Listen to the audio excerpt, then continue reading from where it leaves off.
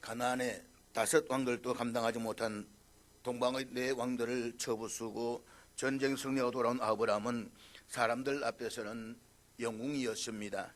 하지만 그의 내면에는 깊은 두려움이 있었습니다.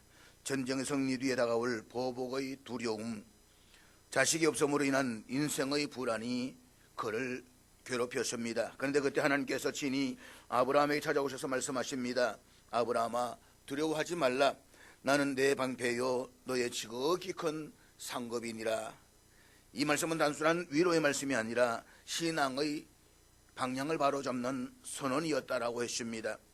하나님은 아브라함에게 네가 의지할 것은 세상의 군사력이나 인간의 도움이 아니라 바로 나 여호와다 라고 말씀을 하십니다. 그 하나님은 아브라함의 인생을 외적으로 구하시는 분일 뿐만 아니라 하나님 당신이 아브라함의 대가요 보상이 되신다는 것입니다. 즉 하나님 주시는 것이 복이 아니라 하나님 자신이 복이라는 선언입니다. 이 말씀이 바로 신앙의 본질입니다.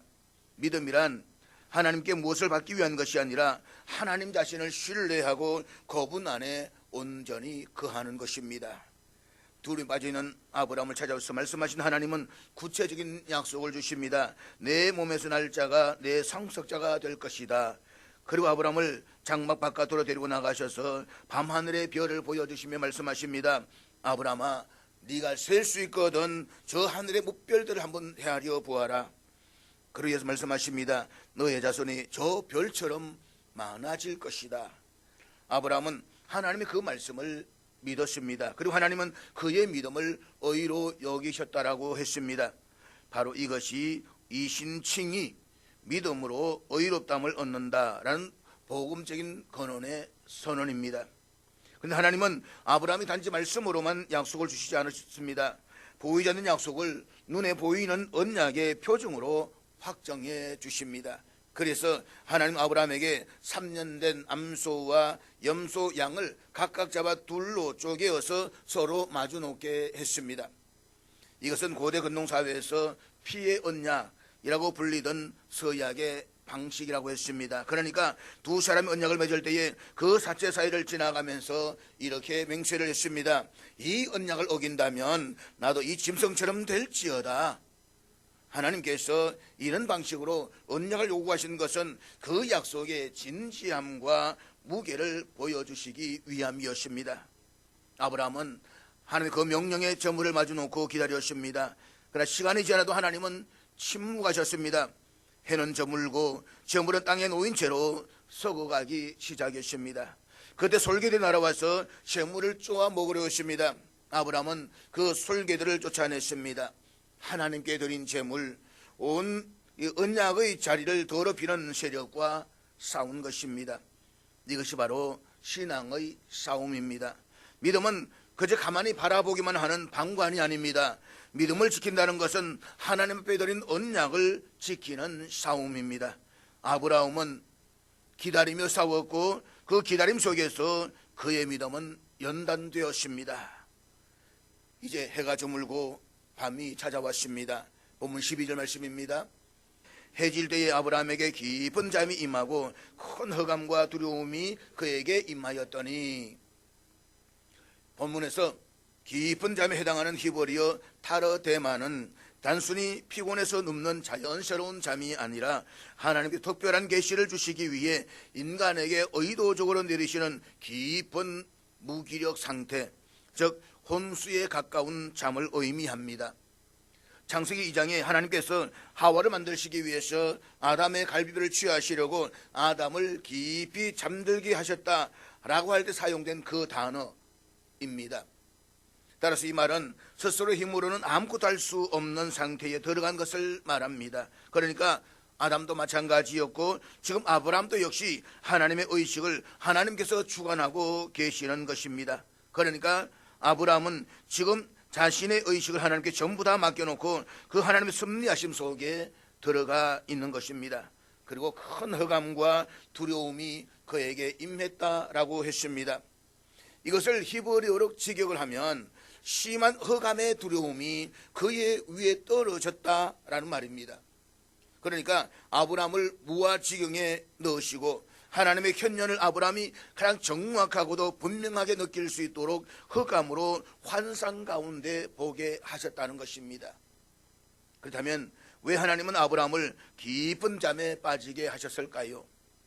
그것은 언약의 주체가 하나님 한 분이심을 분명하게 드러내시기 위함이었습니다. 이 언약의식은 피와 죽음을 매개로 한 생명을 건 언약이었습니다. 더구나 이 의식은 조공을 바치는 약소국의 왕이 강대국의 왕에게 자기 생명을 담보로 절대적인 순종과 충성을 맹세하게 하는 서약이었습니다. 그런데 놀라운 사실은 이 언약을 제안하신 분이 바로 하나님이시라는 것입니다. 그리고 더 놀라운 사실은 아브라함은 깊이 잠들고 하나님만 횃불 형상으로 그 재물 사이를 지나가셨다는 것입니다. 이것은 고대 근동의 언약식에서는 존재하지를 않는 것입니다. 보통은 언약의 당사자가 둘이 함께 짐승 사이를 지나가면서 이 언약을 어기면 내 몸이 이 짐승처럼 되어도 좋다라고 다짐을 했습니다. 그것이 아니면 약한 사람이 지나가면서 강한 자에게 충성과 순종을 맹세했습니다. 그런데 하나님은 아브라함을 깊이 잠재워 버리시고 오직 하나님만 그 언약 사이를 지나가셨습니다. 이것은 이 언약을 이루시는 분은 하나님이시며 아브라함의 실패에도 불구하고 언약은 결코 깨어지지 않는다는 사실과 인간의 실수와 한계에도 불구하고 구속사는 흘러간다는 이 놀라운 은혜를 강조하기 위해서 하나님이 아브라함을 깊은 잠에 빠지게 하신 것입니다. 사랑하는 여러분, 신앙의 가장 깊은 자리는 결국 우리가 아무것도 할 수 없다는 것을 인정하는 자리입니다. 내가 스스로 해결할 수 있는 힘이 없고 내 미래를 열어갈 능력도 없으며 지금 내 앞에 놓인 문제를 풀어갈 지혜조차 없다는 사실을 깨닫는 자리입니다. 바로 그 자리에서 비로소 하나님의 능력이 드러나기 시작합니다. 아브라함이 깊은 잠에 빠졌다라고 하는 것은 아브라함은 아무것도 할 수가 없었고 하나님만이 언약을 성취할 수 있다는 사실이 선명하게 드러난 순간이었습니다. 오늘도 하나님은 우리 이런 깊은 잠의 시간을 허락하실 때가 있습니다. 앞이 보이지 않고 방향을 잃어버린 것처럼 느껴질 때, 아무리 기도해도 응답이 없는 것처럼 보일 때, 모든 길이 막혀버린 것처럼 답답할 때, 그때 하나님은 우리에게 말씀하십니다. 이제 내가 일하겠다. 잊지 마십시오. 우리가 멈추는 그 시점이 하나님이 일하기 시작하시는 자리입니다. 그러므로 깊은 잠은 실패의 자리가 아니라 하나님의 역사가 시작되는 자리입니다. 따라서 우리의 손이 멈출 때 하나님의 손이 움직이시다는 사실을 기억하면서 그 자리에서 하나님을 더욱더 신뢰할 수 있는 저와 여러분 될 수 있기를 주의 이름으로 축복합니다. 본문 13절과 14절 말씀 우리 같이 보도록 하겠습니다. 여호와께서 아브라함에게 이르시되 너는 반드시 알라 내 자손이 이방에서 객이 되어 그들을 섬기겠고 그들은 400년 동안 내 자손을 괴롭히리니 그들이 섬기는 나라를 내가 징벌할지며 그 후에 내 자손이 큰 재물을 이끌고 나오리라. 하나님은 아브라함에게 그의 후손이 어떻게 될지를 미리 말씀하십니다. 지금 아브라함이 자식이 태어나지도 않았습니다.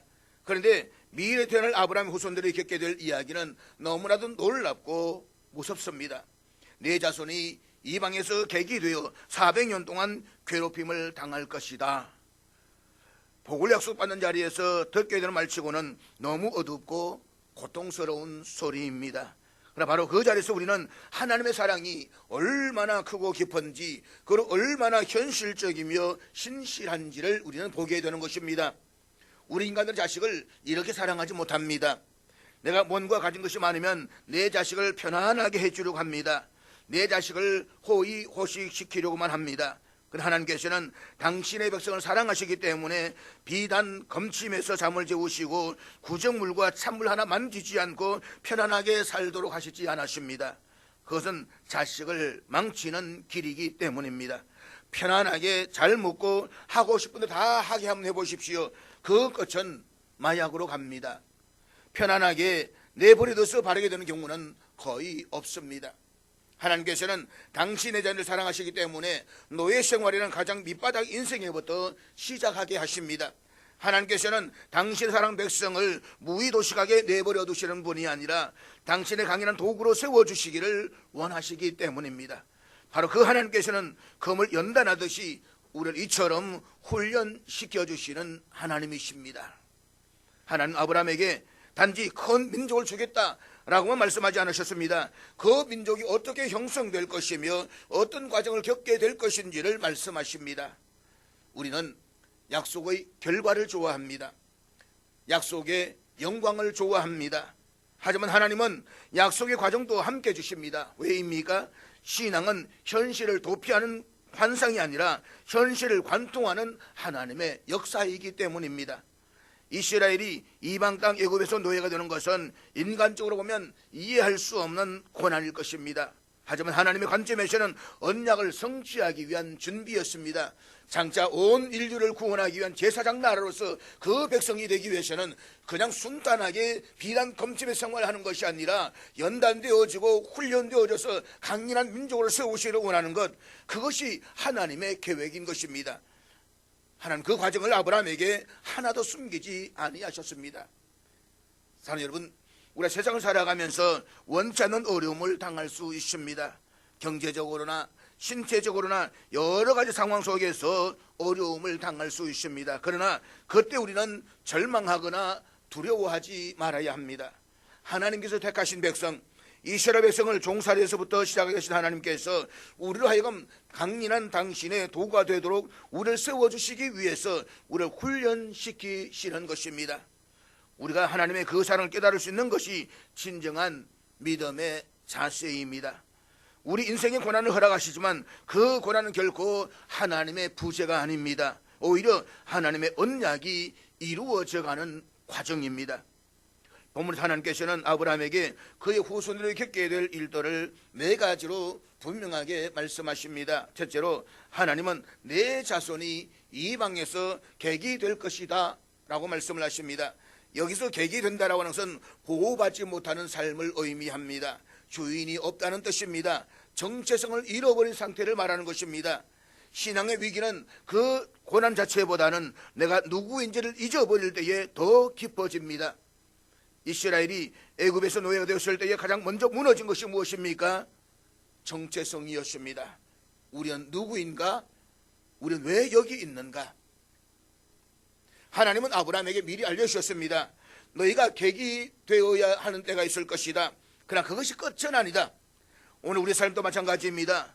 때때로 우리는 낯선 세상 속에서 삶의 폭풍 속에서 환경의 압박 속에서 마치 객처럼 느껴질 때가 있습니다. 그러나 하나님은 우리를 버리지 아니하셨습니다. 객의 자리에 있을지라도 하나님은 우리의 정체성을 지켜주십니다. 우리의 정체성은 결코 변하지 않습니다. 우리는 여전히 하나님의 사랑받는 백성이요 하나님의 사랑받는 자녀들입니다. 둘째로 하나님은 고난의 시간을 정확하게 말씀하셨습니다. 400년 무한이 아닙니다. 끝이 있습니다. 하나님이 정하신 경계선이 있습니다. 이것은 매우 중요한 메시지입니다. 우리의 삶이 고난 끝이 보이지 않을 때가 많이 있습니다. 언제 끝날지 모르는 병, 자녀 문제, 재정의 눌림, 관계의 상처. 그러나 하나님은 아브라함에게 말씀하십니다. 고난은 내가 허락한 시간 안에서만 역사한다. 너의 눈물은 무한히가 아니다. 너의 억울함은 방치되지 않는다. 나는 시간을 다스리는 주 여호와 하나님이시다. 그렇습니다. 고난은 하나님의 허락 아래에 있는 시간일 뿐입니다. 고난이 우리의 주인이 아니라 하나님이 우리의 주인이 되십니다. 셋째로 하나님은 아브라함에게 고난만 알려주신 것이 아니라 분명하게 그 고난을 끝내실 방법도 말씀하십니다. 내가 그 민족을 심판하겠다. 이 말은 단순히 애굽을 벌하겠다는 뜻이 아닙니다. 이것은 하나님의 때가 되면 그들에게 노역을 시키는 나라를 반드시 하나님께서 징벌하시며 하나님의 공의가 반드시 실현된다는 뜻입니다. 왜냐하면 하나님께서 그 나라를 징벌하지 아니하시면 이스라엘 백성들은 노예 상태에서 절대로 해방될 수가 없기 때문입니다. 이스라엘 눈물은 헛되지 않았습니다. 억압의 구조도 하나님의 심판 앞에서 무너지게 됩니다. 이 세상도 동일합니다. 악이 잠시 번성해 보일지라도 하나님은 침묵하지 아니하십니다. 하나님은 때가 되면 악을 반드시 다루십니다. 우리의 억울함과 한숨, 우리의 눈물을 하나님은 결코 잊지 아니하십니다. 넷째로 큰 재물을 가지고 나오리라고 하십니다. 하나님은 고난을 회복으로 바꾸십니다. 이것이 하나님의 놀라운 약속입니다. 이스라엘은 빈손으로 애굽을 나온 것이 아니었습니다. 출애굽기 12장에 보면 이스라엘 백성들이 애굽에서 나올 때에 애굽 사람들로부터 큰 재물과 검은 배물과 의복 등을 받아서 나옵니다. 노예살이를 하는 사람들이 무슨 변변한 옷을 입었겠습니까? 그저 거적더기로 몸이나 겨우 가리고 살았을 것입니다. 하나님께서 그들이 출애굽을 할 때에 필요한 재물을 얻게 하셨습니다. 그래서 그 얻은 것으로 광야에서 하나님의 성막을 짓기도 하고 필요한 모든 일들을 했습니다. 그들 받은 의복들을 가지고 그 추운 밤의 광야와 그 무더운 낮의 광야를 지나가게 하셨습니다. 하나님께서 노예 생활하던 그들에게 재물을 허락하시지 아니하시면 그들이 노예 생활에서 해방된 민족으로서 바로 설 수가 없기 때문입니다. 하나님께서는 그들의 고난의 대가를 보상하셨습니다. 고난의 기간이 길었던 만큼 하나님 더 크고 풍성하게 회복시키셨습니다. 하나님은 오늘 우리의 삶에서도 동일하게 일하십니다. 우리가 견딘 시간, 흘린 눈물들, 지켜낸 믿음을 하나님은 다 하십니다. 하나님은 백성을 고난 속에 내버려 두시는 분이 아니십니다. 하나님은 반드시 회복하게 하십니다. 환경을 회복하시고 영혼을 회복하시고 믿음을 회복하시고 관계를 회복하시고 우리의 미래를 새롭게 열어주실 것입니다. 아브라함은 후손에 대한 하나님의 말씀을 들었을 때에 아마 이해하지 못했을 것입니다. 하지만 하나님 말씀하셨습니다. 왜입니까? 미래에 어떤 고난이 오더라도 두려워하지 말라는 것입니다. 하나님이 알고 계시고 하나님이 허락하신 것이며 하나님이 끝낼 것이기 때문입니다. 그러므로 믿음은 상황을 보고 사는 것이 아니라 말씀을 붙잡고 사는 것입니다. 현실은 우리를 흔들지만 말씀은 우리를 붙잡습니다. 사랑하는 여러분, 이 말씀은 단지 이스라엘의 과거가 아닙니다. 우리의 오늘입니다. 우리는 때로 객처럼 느껴지는 세상을 살아갑니다. 우리 삶에도 400년처럼 길어 보이는 시간이 있습니다.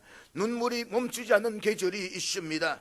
억울함이 풀리지 않는 순간이 있습니다. 그러나 하나님 말씀하십니다. 내가 안다. 내가 허락했다. 내가 끝낼 것이다. 그리고 너를 반드시 회복시킬 것이다. 그러니까 하나님께서는 노예 생활로 이스라엘 백성들을 강인하게 훈련시키시되 그 상황 속에서도 너희를 위한 방패와 상급이 되신다는 것을 잊지 말라는 것입니다. 어떤 경우에도 너희들을 책임져 주신다는 것입니다. 그리고 그 하나님의 말씀은 출애굽기에서 그대로 다 성취되었습니다. 그러므로 고난은 하나님의 실패가 아닙니다.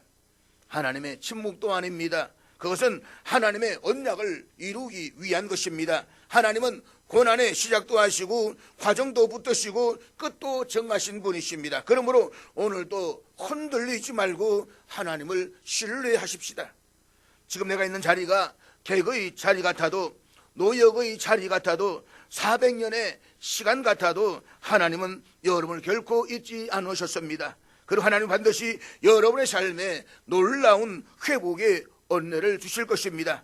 그 하나님을 믿고 담대히 걸어가시는 저와 여러분 되시기를 주의 이름으로 축복합니다. 본문 15절 말씀입니다. 너는 장수하다가 평안히 조상에게로 돌아가 장사될 것이요. 하나님께서는 아브라함에게 개인적인 약속을 주십니다. 너는 장수하다가 평안히 조상에게로 돌아가 장사될 것이다. 여기서 하나님께서는 편안이 아니라 평안이라고 말씀하셨다는 것이 중요합니다. 하나님은 아브라함의 전생애를 평안으로 마무리하겠다고 말씀을 하십니다. 이것은 단지 죽음의 예언이 아니라 믿음의 사람의 마지막이 평안하리라는 선언입니다. 요즘 사람들은 자꾸 편한 것을 추구하려고 합니다. 그래서 예전에 비해서 얼마나 편해졌습니까? 옛날에는 자동차를 차면 자동차 창문도 손으로 삐 돌려가지고 내리고 또 삐 돌려 올렸는데 지금은 버튼 한번 딱 누르면 자동으로 올라갔다가 내려옵니다. 그러니까 옛날에 비해서 우리는 지금 사지백체를 10분의 1도 움직이지 않고 살아갈 수 있는 편안한 시대가 되었습니다. 그런데 평안하십니까?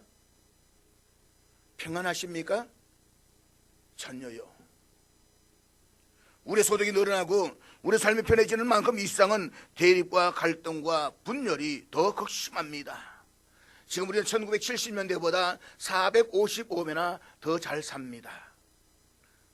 행복하십니까? 전혀요. 사람들은 더 불안해하고 더 초조해합니다. 잊지 마십시오. 우리가 추구해야 할 것은 편안이 아니라 평안입니다. 샬롬입니다. 이것은 어떤 상황 속에서도 하나님께서 나의 방패와 상급이 되심을 믿을 때에 우리 일상의 어떤 여건에서도 굴하거나 흔들림이 없이 평안한 삶을 살아갈 수가 있는 것입니다. 지금 하나님께서 아브라함에게 그 평안을 약속해 주셨는데 그 시발점이 어디에 있습니까? 창세기 15장 1절, 나는 내 방패요 너의 지극히 큰 상급이라는 말씀에서부터 시작이 되는 것입니다. 보면 16절 말씀입니다. 내 자손은 4대 만에 이 땅으로 돌아오리니 이는 아무리 족속의 죄악이 아직 가득 차지 아니함이니라 하시더니, 보통 한 세대라고 하는 것은 어린아이가 장성해서 어린이 되어서 다시 어린아이를 낳기까지의 기간으로 계산을 합니다.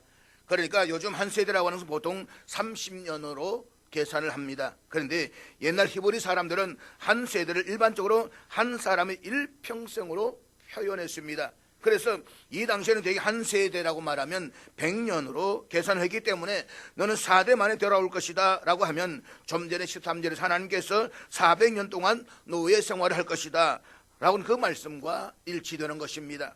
그리고 하나님께서는 이스라엘 백성들을 400년 동안 애굽에서 노예살을 시키시는 것은 이스라엘 백성들을 강인한 당신의 도구로 세워주시기 위함도 있지만 또 다른 목적이 있었다는 것입니다. 우리가 기억해야 될 사실은 하나님의 역사는 언제든지 단선적이지가 않습니다. 하나님의 모든 섭리는 언제나 복합적이고 입체적이고 다원적입니다. 그러니까 한편으로 이스라엘 백성들을 400년 동안 세계에서 가장 강인한 민족성을 갖는 민족으로 훈련시키는 것이라고 말하지만 또 한편으로는 가나안 땅에 불의의 삶을 살고 있는 아모리 민족에게 400년 동안 회개의 기회를 주시는 것이기도 하다는 것입니다. 당시 가나안 땅에는 아모리 족속만 살았던 것이 아닙니다. 이후에도 나오지만 여러 원주민들이 가나안 땅에 살았습니다. 하지만 그 중에서 가장 강인한 민족이 아모리 족속이었습니다. 그러니까 가나안 땅에 있는 모든 족속을 대표하는 아모리를 대표해서 패역한 삶을 사는 그 족속들이 하나님께로 되돌아오기까지 기다리는 시간이 400년이었다는 것입니다. 그런데 그들이 끝내 하나님께로 되돌아오지 않았습니다. 그럼으로 인해서 출애굽한 이스라엘 백성들이 가나안 땅에 들어가면서 하나님께서 이스라엘 백성들을 도구로 삼아서 그들을 심판하게 하셨습니다. 그로 말씀하실 때 하나님께서는 저들이 타락했기 때문에, 저들이 엄난했기 때문에 그들 모든 것을 하나도 남기지 말고 다 처단하라고 말씀을 하신 것입니다. 우리 하나님께서는 우리에게 자비와 긍휼의 하나님이시지만 동시에 하나님께서는 심판의 하나님이시라는 사실을 우리가 잊지 말아야만 합니다. 우리 믿는 사람들 심판은 하나님의 셈하심이라고 했습니다. 하나님의 상주심이라는 말입니다. 내게 주신 건강과 시간과 모든 가능성을 내가 무엇을 위해서 어떻게 썼는지 하나님께서 셈하시는 하나님이십니다. 우리는 모두 하나님의 계산대 앞에서 그 셈을 받아야만 합니다. 그 사실을 잊지 않을 때에만 나의 방패와 상급이 되신 하나님 앞에서 우리는 하나님과 더욱 동행하는 바른 관계의 삶을 살아갈 수가 있게 되는 것입니다. 본문 17절 말씀입니다. 해가 져서 어두울 때에 연기 나는 화로가 보이며 타는 횃불이 쪼갠 고개 사이로 지나가더라. 오늘 이 본문은 언약의 절정을 보여주고 있습니다. 이 짧은 구절 속에서는 언약의 본질, 곧 하나님의 은혜와 주권, 그리고 구속의 신비가 모두 담겨져 있습니다. 아브라함은 깊이 잠들어 있었고 하나님 홀로 그 재물 사이를 지나가십니다. 그런데 창세가 기록되던 그 당시 고대 근동의 언약의 예식을 이해하면 이 장면이 얼마나 충격적이고 은혜로운지 더 깊이 느낄 수가 있습니다. 고대는 중요한 언약을 맺을 때에 짐승을 둘로 쪼개서 놓고 언약 당사자가 그 사이를 걸어갔다라고 했습니다. 그 의미는 너무나도 분명했습니다. 내가 이 약속을 어긴다면 이 짐승처럼 찢겨 죽어도 좋다. 그러므로 이 예식은 단순 계약이 아니라 생명을 건 맹세였습니다. 지금 이 언약은 하나님께서 아브라함과 맺으시는 언약입니다. 창조주 하나님께서 피조물 아브라함과 맺으시는 맹세입니다. 그렇다면 상식적으로 생각을 한다면 하나님께서 아브라함으로 하여금 그 언약 사이를 걸어가게 하셔야 합당한 이야기입니다. 내가 너에게 복을 줄 터인데 이제부터 네가 나와 동행하는 삶을 살지 않으면 너는 이렇게 된다고 네 스스로 알아야 돼. 그래서 이제 네가 이 짐승 사이를 걸어가. 하나님께서 이렇게 말씀하셔야만 이치가 맞습니다. 그런데 본문을 보면 아주 이상한 일이 일어납니다. 당연히 재물 사이를 지나갈 아브라함은 그 재물 사이를 지나가지 않았습니다. 아브라함은 그냥 내버려 두고 하나님께서 홀로 쪼개어진 그 재물 사이를 지나가시는 것을 아브라함에게 보여주셨습니다. 사랑하는 여러분, 이것이 얼마나 놀라운 언약인지를 아십니까? 이 언약은 상방계약이 아니라 하나님 스스로 책임을 지시는 언약이라는 선언입니다. 하나님께서는 아브라함에게 이렇게 말씀하시는 것입니다. 아브라함아, 이 언약의 성취는 너의 성실에 달린 것이 아니다. 내가 이루겠다. 너는 흔들릴 수가 있겠지만 나는 흔들리지 않는다. 너는 넘어질 수가 있겠지만 나는 변함이 없다. 너는 때로 신실하지 못할 때가 있겠지만 나는 언제나 어제나 오늘이나 영원토록 신실하다. 아브라함이 깊은 잠에 빠져서 아무것도 할 수 없는 그 자리에서 하나님께서 홀로 언약을 지키시면서 그 사이를 지나가십니다. 이것은 인간의 무능함을 드러내는 동시에 하나님 절대적인 은혜와 주권을 드러냅니다. 하나님께서 내가 너에게 언약한 이 언약을 반드시 성취한다라고 아브라함 앞에서 당신 자신을 걸고 지금 맹세를 하시는 것입니다. 아브라함의 믿음이 온전했기 때문이 아니었습니다. 그런 순종이 완벽히 했기 때문도 아닙니다. 하나님께서 그를 선택하셨고 하나님께서 그에게 약속하셨고 하나님께서 책임지시겠다라고 선언하셨기 때문입니다. 이는 일방적 언약의 언약이며 인간의 공로나 조건이 아닌 하나님의 신실함으로 세워진 언약입니다. 인간은 그저 믿음으로 받아들이는 존재일 뿐 언약의 주체는 오직 하나님 한 분이십니다. 사랑하는 여러분, 이 장면은 오늘 우리에게도 말합니다. 하나님은 실패하는 우리를 붙드시고 흔들리는 우리를 책임지신다. 우리가 넘어질 때에도 의심할 때에도 하나님 이 언약의 하나님으로 우리를 절대로 버리지 아니하십니다. 우리가 하나님께 붙어 있는 것이 아니라 하나님께서 우리를 꽉 붙들고 계시는 것입니다. 십자가는 바로 이 창세기 15장의 언약의 완성입니다.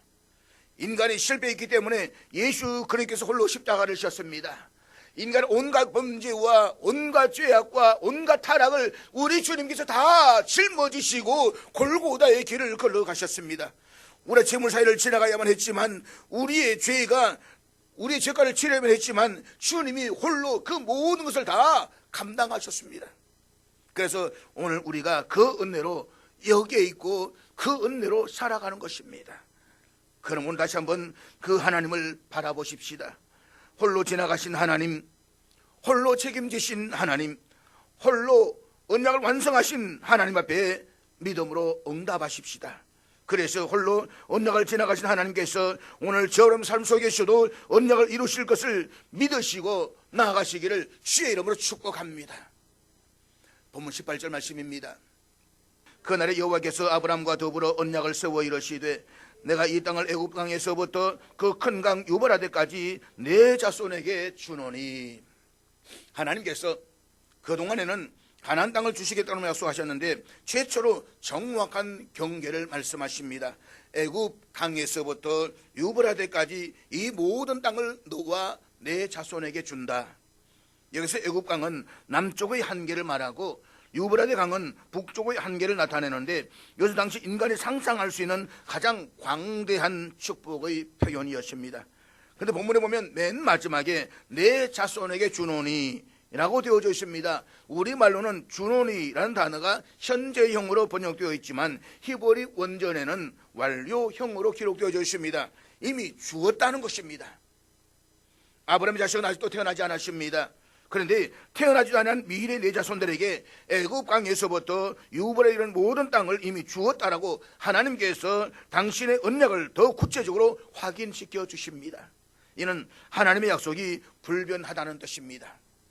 세상은 변하고 인간의 마음은 흔들리지만 하나님의 언약은 영원히 흔들리지 않습니다. 하나님은 그분의 신실하심으로 언약을 지키시며 그 언약은 세대에서 세대로 이어집니다. 그리고 이때로부터 1000년이 지나서 다윗과 솔로몬 때에 실제로 그 땅은 모두 이스라엘 땅으로 편입되었습니다.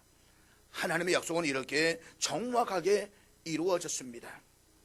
사랑하는 여러분, 믿음만이 우리를 온전하게 합니다. 왜냐하면 믿음만이 우리의 방패이시고 상급이신 하나님과 바른 관계 속에 살게 해주기 때문인 것입니다.